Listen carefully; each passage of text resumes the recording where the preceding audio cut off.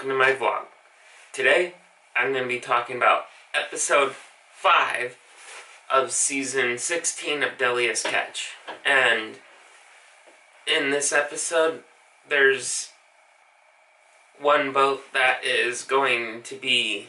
There's going to be one boat that is going for not a new species of crab, but king crab. And this king crab has not been fished in over 30 years, and it's called golden king crab. And the price went down from what it was. It was, in the last episode, $12.50 per pound for king crab. In this episode, it's for king crab, it's $11.50 per pound. On the summer bay, it shows them fishing, and it shows an argument breakout with some crew members. Then it goes to the SeaBrooke. And the SeaBrooke is the crab boat that is going out for golden king crab. Then it goes to the Cornelia Marie, and the Cornelia Marie is out fishing, and they're getting single-digit numbers, that's not going to cut it because they have an offload in a couple days. So Casey's looking at this specialized radar that they have on the Cornelia Marie since they just upgraded the boat last year. And he notices that he can spy on the Russian fleet, and he notices that a lot of the Russian fleet had been in this one area fishing for king crab, and he found an area that was close by that was the same depth that the Russian fleet was fishing on. Decides to go and set his gear he decides to set his gear at the same depth that the Russian fleet is at. Then it goes to the SeaBrooke, and the SeaBrooke is in Dutch Harbor after finishing their king crab season. And Scott is driving from the place to get his tags for the golden king crab. And then it shows them leaving Dutch Harbor and traveling 500 miles, which will take them over 70 hours just to get to the gold king crab.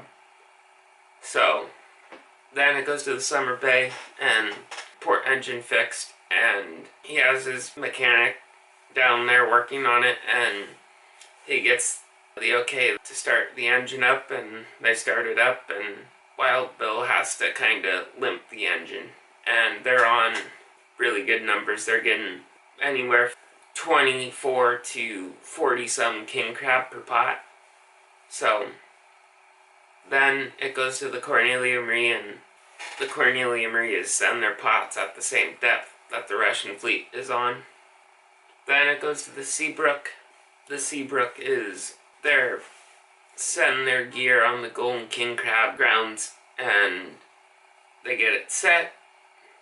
Then it goes to the summer bay, and the summer bay, they're on good fishing, and then while Bill is going through their gear, the port engine that they had just turned on, it totally shuts off, so he sends his mechanic down to go check on the engine, and the engine got filled with oil and diesel fuel, so it was just too full. They shut the engine down and started repairing it, and oil had was spilling out of the engine, and it had also gone up the exhaust pipes.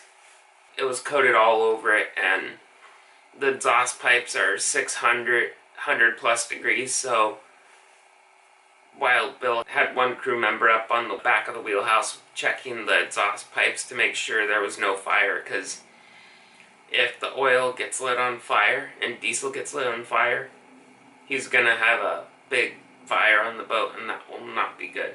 Then it goes back to the SeaBrooke, and the SeaBrooke was hauling in their gear, and they're getting 11 plus golden king crab, which is really good because these crab have not been fished in over 30 years. And while they're setting their gear at 1,700 feet, and that's like 7 shots of line. Normally you'd be fishing with 3 or 4 shots of line.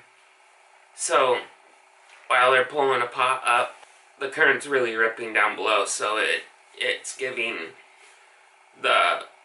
it's really pulling the pots and putting strain on the line. So they're pulling the pot and the line snaps on the knot, and they lost one of their 60 pots.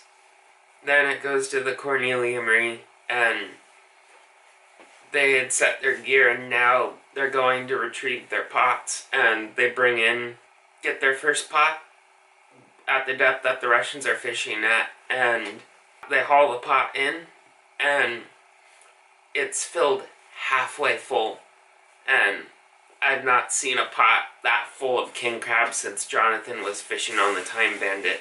This pot was halfway full of king crab, which was epic. This pot had 88 king crab in it, and then they were pulling in another pot, and the block just stopped working. They had to fix that before they could haul in the next pot. Then it goes to the SeaBrooke. Scott Campbell Jr. was like, I need this pot, so what he did was he made 3 grappling hooks out of scrap steel or scrap metal, and they tied them to the pot at different depths so they could snag the line of their crab pot because it's just floating in the water. So they set that pot. We'll see if the SeaBrooke crew can catch the pot that they lost. Then it goes to the Cornelia Marie, and the Cornelia Marie, they get their block fixed, and they haul in the next pot, and this next pot has 101 king crab in it, and that is epic. That's really, really big fishing. And before that, Josh Harris was like, with the first pot, he was like, that's just the first pot. We'll see. He didn't believe that it was gonna do any good, but he was proved wrong, and that was pretty funny. Then it goes to the Summer Bay, and the Summer Bay is Wild Bill decides to continue fishing with his engine out again. So they get it bandaged up and running again, and he has to baby it so it'll continue going. And the Summer Bay is hauling in their gear, and while they're hauling a string, Wild Bill's like, start stacking the pots. I'm pretty sure we have the amount of crab that we need to catch our quota. So every pot they bring in now is getting them one pot closer to ending their king crab season. Then it goes to the SeaBrooke, and the SeaBrooke is, they come back to retrieve the pot with the hooks on them to retrieve the other pot, and they start pulling the pot up, and all of a sudden the line from the other pot pop up on the port side, so they drop the pot that they were hauling in, the retrieving pot. They set it back in the water, and then they turn the boat to port, and they snag the line, and they bring in the pot that they lost, and they get it, and they have really good, a lot of golden king crab in it. So then they retrieve the retrieval pot, and they get that pot, and that's how episode 5 ends. I hope you guys enjoyed my review of episode 5 of season 16 of Deadliest Catch. And don't forget to hit the bell icon down below so you can be notified when I upload videos. Also, please share this video with your friends and family, and don't forget to subscribe to my YouTube channel.